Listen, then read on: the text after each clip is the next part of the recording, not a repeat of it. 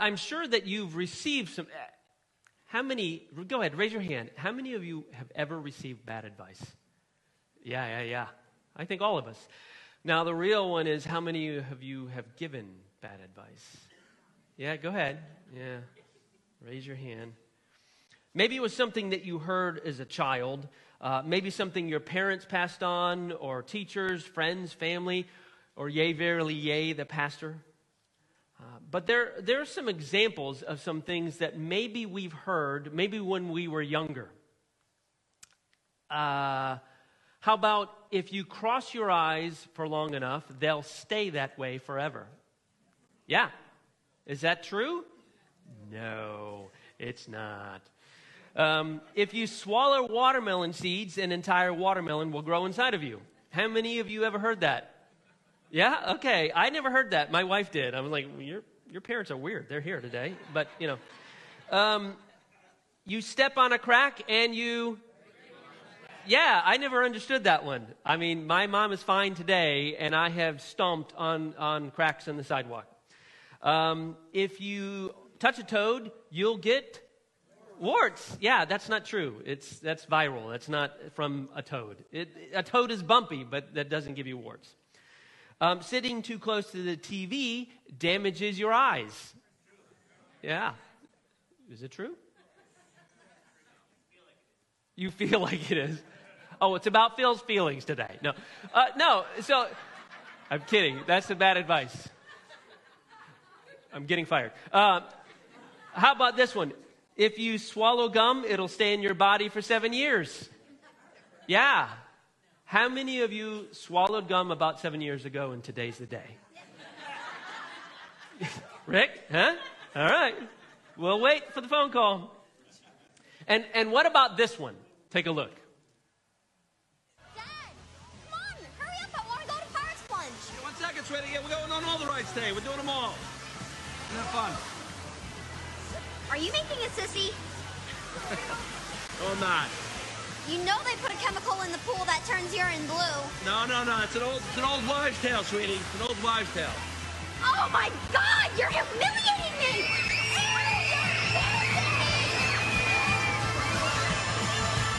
Yeah. How many of you have heard of that one? How many of you believe?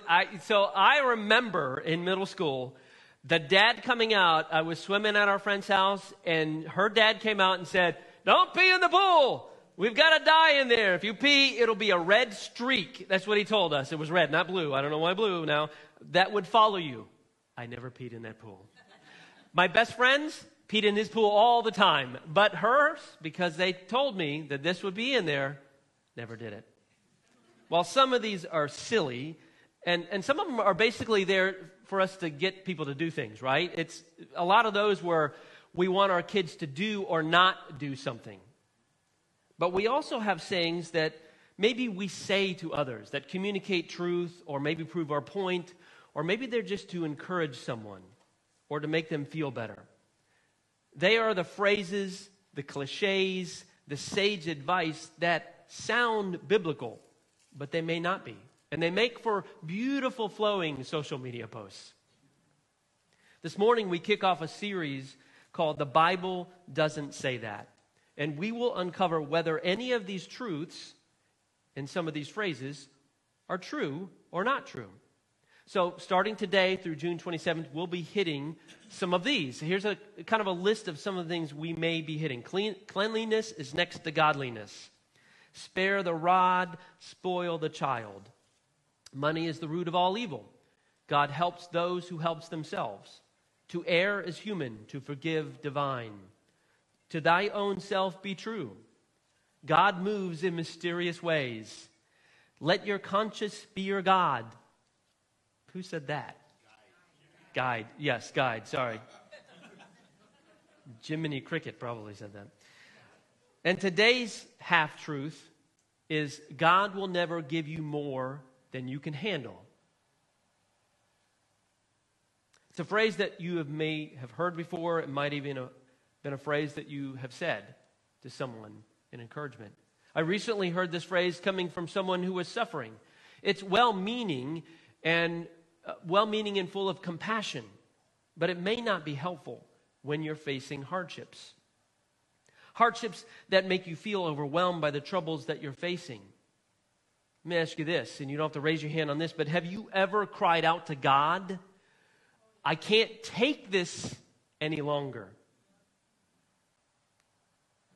Take this burden away. Has the circumstances of your life crushed your spirit and overwhelmed your ability to even function in life? Have you ever felt the stabbing pain of loss? It may have been the loss of job, home, relationships, finances, or loved one. Or maybe it was just the loss of control, the loss of hope, the loss of courage. God won't give you more than you can handle. Just looking at the surface of that phrase, it presents three issues. I want to share these with you. Number one, it presents that there's emotional guilt to that. See, when we're feeling down already and we're feeling discouraged, hearing these words causes us to feel like we're not measuring up. If I'm supposed to handle this, God, why am I not handling this? Am I too weak for this trial? Is God punishing me? Am I not good enough to be able to handle the obstacles in my life? Why am I a failure? These are the questions that we would ask ourselves when we hear that. It brings on improper emotional guilt. And the second, and maybe the flip side, is we may be inward focused.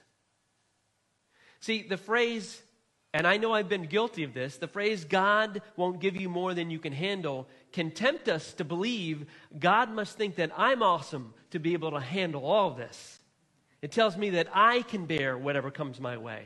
It tells me that God permits hardships according to my ability to endure them. This points inward to our pride, which might even cause us to ignore our suffering and pretend it's not there.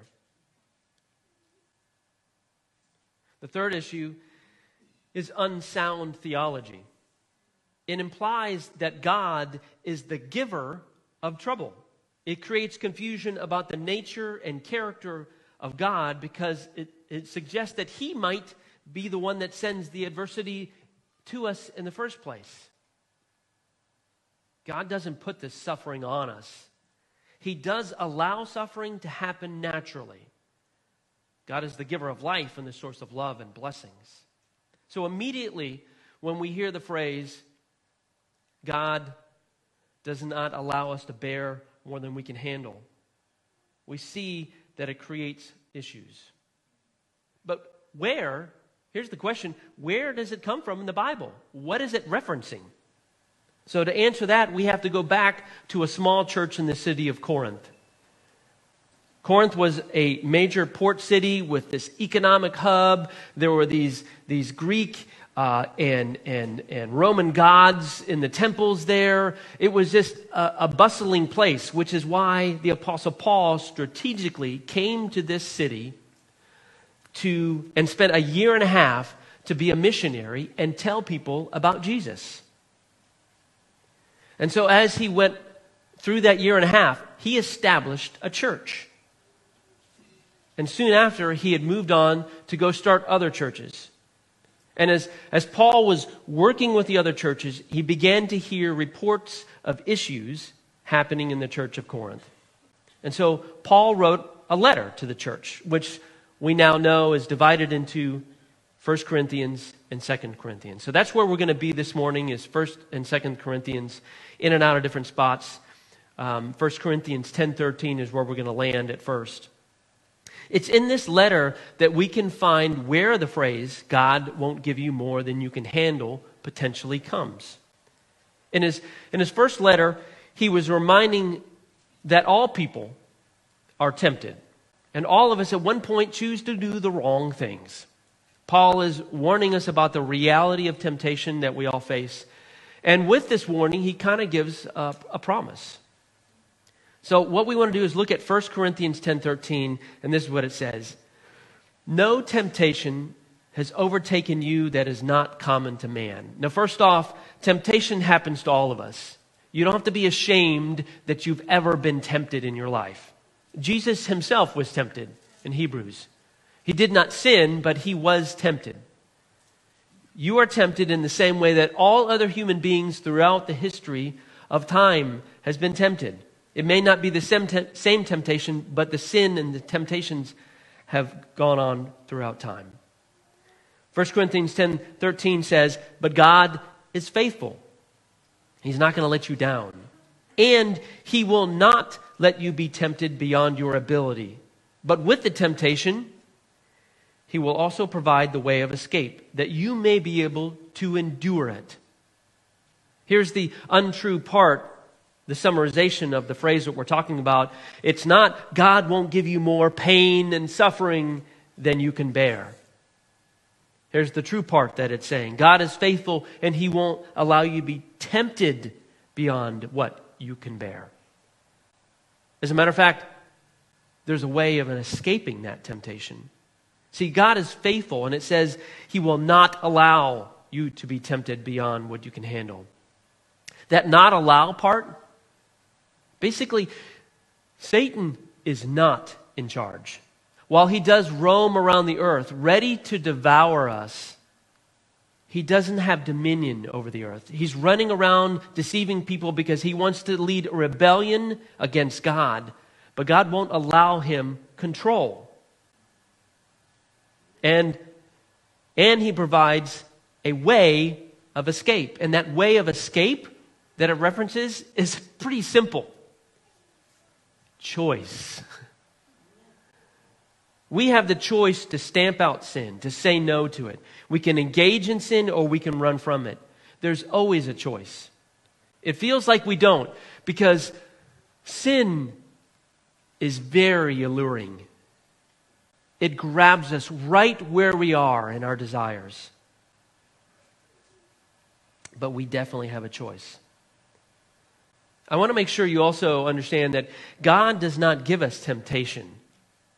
James 1:14-15 says, "Let no one say when he is tempted, 'I'm being tempted by God.' For God cannot be tempted with evil, and he himself tempts no one. But each person is tempted when he is lured and enticed by his own desire. Then desire, when it has conceived, gives birth to sin, and sin, when it is fully grown, brings death." God does not dangle temptation to test us if we're going to bite it or not. But the fallen world is full of temptation, and we have the choice. It's as if a bank robber just came in and grabbed 20 people, and now you're a hostage in the bank. And he turns his back just for a moment and walks over here, and you see a way of escape. Would you take it? Absolutely. It's a no-brainer.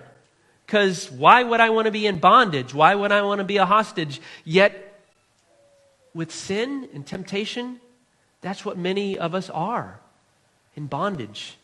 We see the way of escape, yet we stay right there as a hostage. And here's the difference between the truth and untruth of the phrase, God does not give us more than we can handle. With temptation, we have a choice. With suffering, we do not have a choice. When it's read in context to what Paul is talking about here in 1 Corinthians 10:13, it's clear it's not talking about hardship, but temptation. So now that we've settled that, I'm sure your question is still there. So does God give us more than we can handle? Again, we turn to the letters in the church of Corinth. 2 Corinthians 1:8. And we're going to look through 2 Corinthians 1:8-10. "For we do not want you to be ignorant, brothers, of the afflictions we experienced in Asia. For we were so utterly burdened beyond our strength that we despaired of life itself." Paul is recalling a time when God gave him more than he could handle. And he shares it with everyone. The church in Corinth and to us in 2021, he's sharing with us that there are circumstances that will burden you and they will make you despair. Yes, there are times when you may not be able to handle it. So why does God allow this to happen?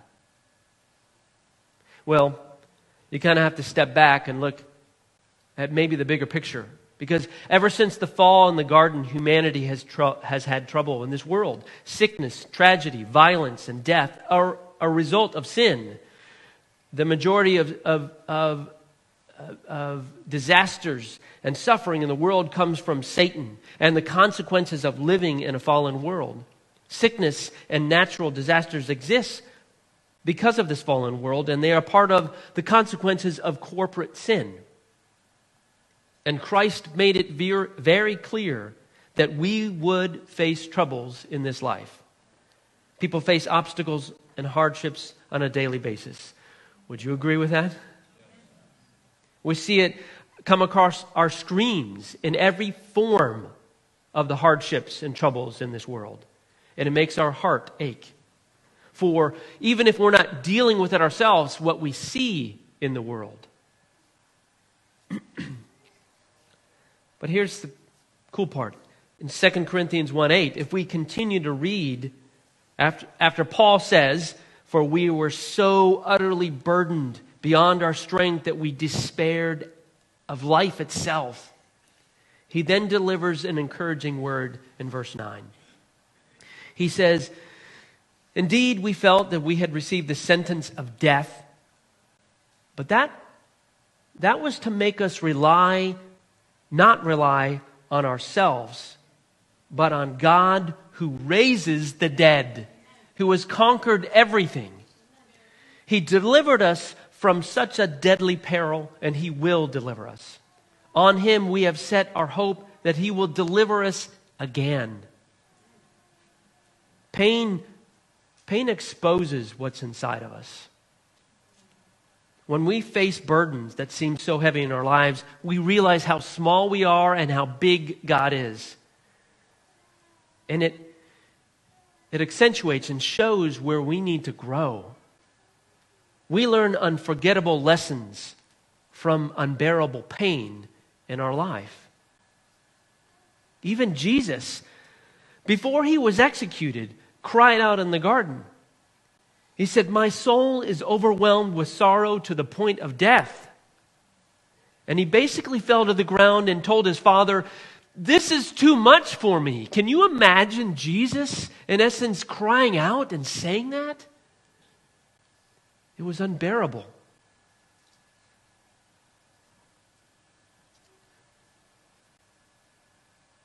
For me, 2017, 2018 proved to be a breaking point. My wife of 24 years had endured 3 major surgeries and 6 months of chemo, battling stage 4 colon and liver cancer, all while weighing less than 90 pounds. She was unable to eat, drink, or care for herself. And during that 2-year stint, meanwhile, my father was suffering from dementia and had begun his wandering phase at 2 a.m. He had to be managed and fed and transported by me, his only child. And then on top of those, we had another family member dealing with her own trauma and depression in our family. I felt I had no control of the situation in my life. I felt afraid to go to sleep. I felt like the future could be gone in a flash, which we know it can be gone in a flash. Did God give me more than I can handle? I would say yes. Did it feel unbearable at times? Absolutely. Did I have to rely on a God bigger than all of my problems? Amazingly, yes, and thankfully. But through that, here's what I learned. I learned how to trust God deeply. how to lean into Him as a reliable source. I learned how to hand over my fears. I have to learn to go to Him first before I freak out about stuff in my life. I learned to put life's problems into perspective. Was it a horrible day, or was it just a bad moment in a day?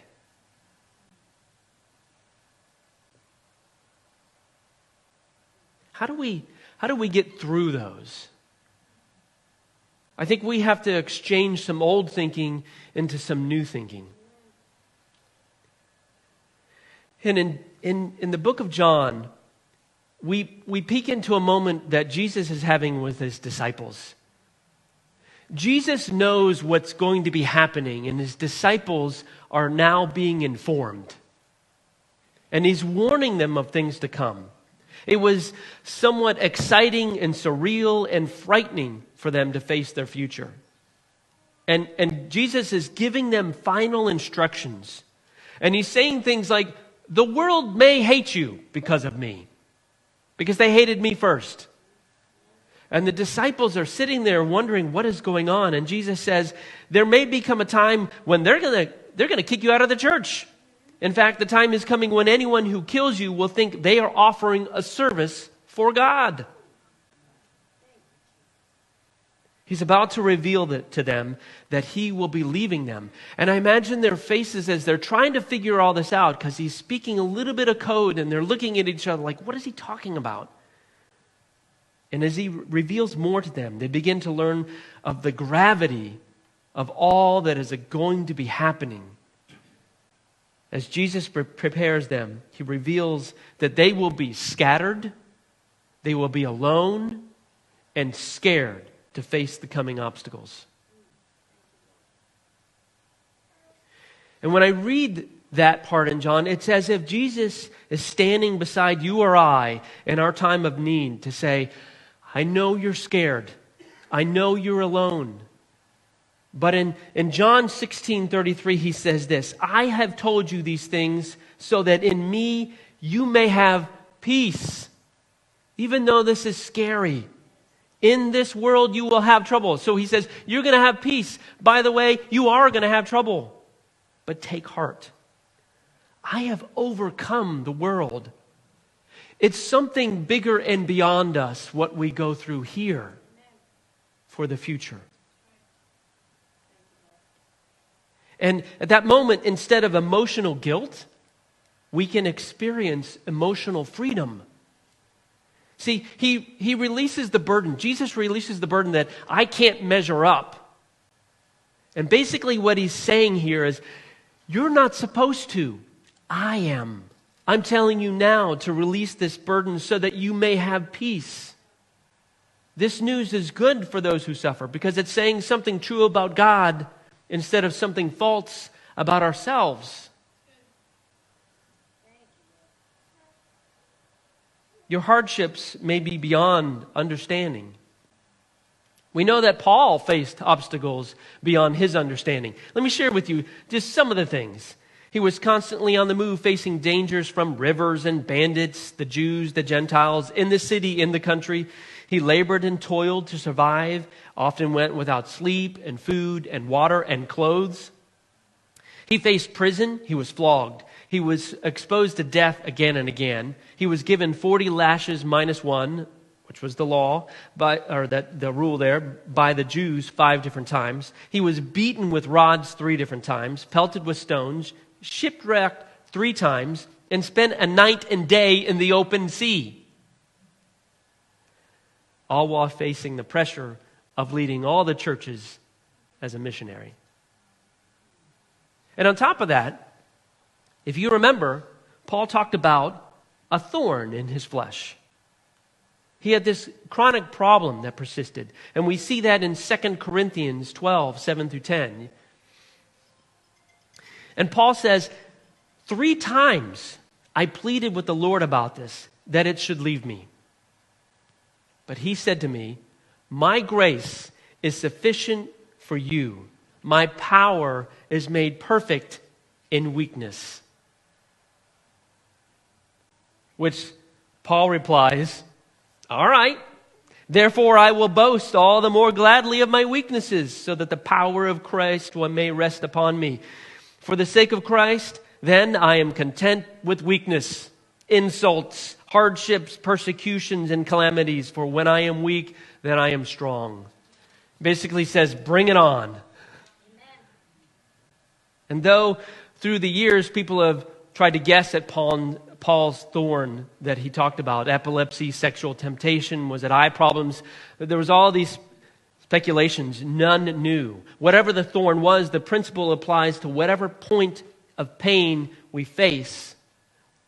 Because at times, like Paul, we beg, please take this burden, this obstacle, this hurdle, this pain, this suffering away.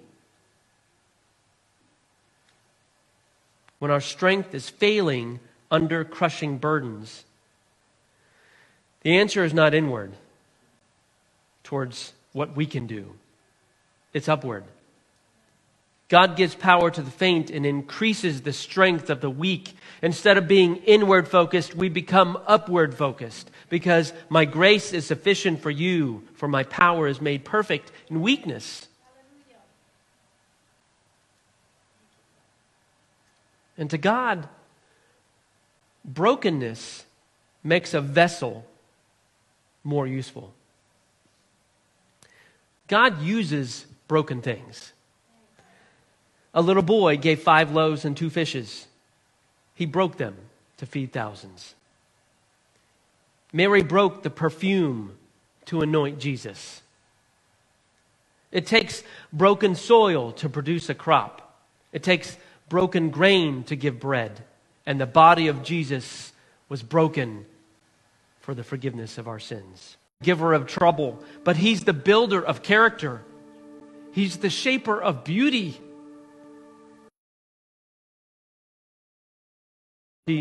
And we become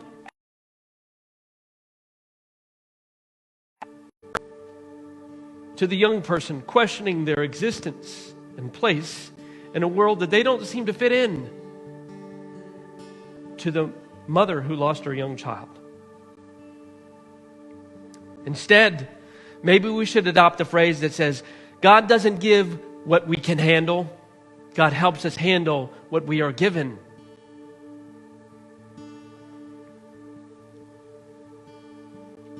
What if all the brokenness that you or I have ever felt not only was our history, but were the parts that make up this beautiful future? So that others would see the pottery in us, the gold lining of the cracks that have happened in our life. And they can say, that's beautiful. How in the world? God did this. God allowed this in my life.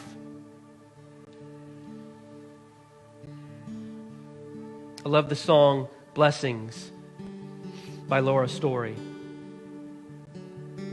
What if your blessings came through raindrops? What if your healing came through tears?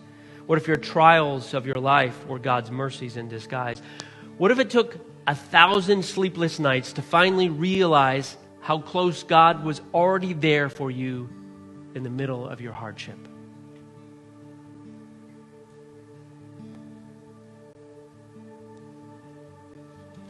God helps us handle what we are given in our life.